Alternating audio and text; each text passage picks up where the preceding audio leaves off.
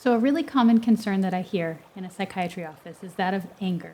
And anger gets a bad rap because we often look at it as a really negative emotion. However, it emanates a ton of energy, and we can actually utilize that energy in a really productive and useful way. We just need to learn how to manage it better. One of my favorite techniques to managing anger is through creating an emotional character that can be assigned to the anger. For example, the god of war, Ares, could be assigned. Or maybe you're a Harry Potter fan, like the example we used in the post, and it talks about Voldemort and his experience with Harry. Or perhaps if you're a sci-fi fan, you can really go to the moon with this. I like using Greek mythology, though, because it's awesome and fun. Why not? So we create a character. I have assigned my anger to be represented by this character, Ares. And what this does, it does several things. First of all, it separates me from my emotion. So no longer am I angry. It turns into I am feeling anger. So first of all, just creating a little bit of space between me and the emotional experience. Next, what it does is it creates a sense of creativity and curiosity, which is on the complete other end of the spectrum of being reactionary. Like with anger, it's like, I, McKenna, I, angry, turns into, oh, what is this emotion doing here? This is interesting. How can I assign more characteristics to this character that I'm assigning it to? So a character assignment gives it a voice, depth. It gives it characteristics, personality traits, hopes, dreams, and wishes. And then it almost begs to be dignified, because a lot of times, like just being mad and upset that we have anger and trying to get rid of it, it's not giving it the honor that it deserves, perhaps. The next thing that this does, which I think is really cool, it actually separates the person involved from the cause of the anger. So now no longer is it you made me angry. It turns into more of, oh, we co-created this experience to provide me with me facing my anger, because at the end of the day, it's only me. It is me versus my anger. It is this psychological rite of passage that this other person has assisted in this co-creation of it. And I need to learn how to better interface with it.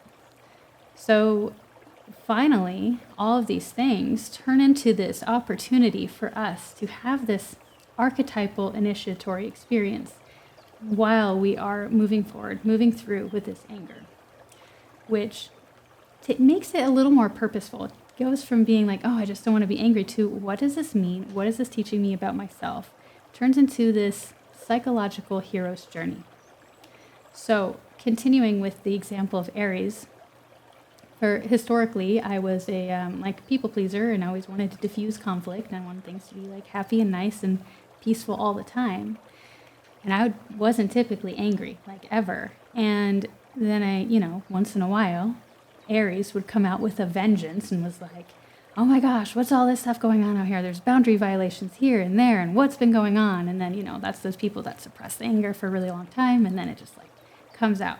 So that arrangement wasn't really working for us, because what I had done is I actually had taken anger, Ares, and I had basically shackled him and threw him down into the dark depths of my psychological basement, because I didn't want to experience that anger. And again, that's not treating these emotions in a dignified way, because Ares has a lot of wisdom to offer. He has a lot that he can provide us with as far as reminding us of our boundaries that we need to have and upholding who we are. So I decided I need to come to a new arrangement. And that looked like, okay, you can come and sit at my advisory table or whatever, and I'm going to listen when you have something to say. Yes, I'm going to demonstrate what you have to say in a way that works for me and works for my environment, but I am going to appreciate what you have to say more often. And we can actually see this in each other. We have this physical posture that we all demonstrate, and I think a lot of it can represent our personal dynamic with Ares. Maybe there's some people that are kind of insecure and scared and worried and fearful, and they sit kind of like this. I mean, where is Ares there? That's not how Ares would sit, right? And then you have some people who maybe are coming across kind of intimidating and maybe a little hard with their aggression and their posturing, and they're forward and they're just kind of intense. I mean, that would make me question, how is your power dynamic with Aries in your psyche? Maybe there's somewhere we can meet in the middle. I prefer, to have that archetypal psyche portion of Aries in my reign, like within my use when I need to, but also to have a little bit of warmth to my presence and my awareness.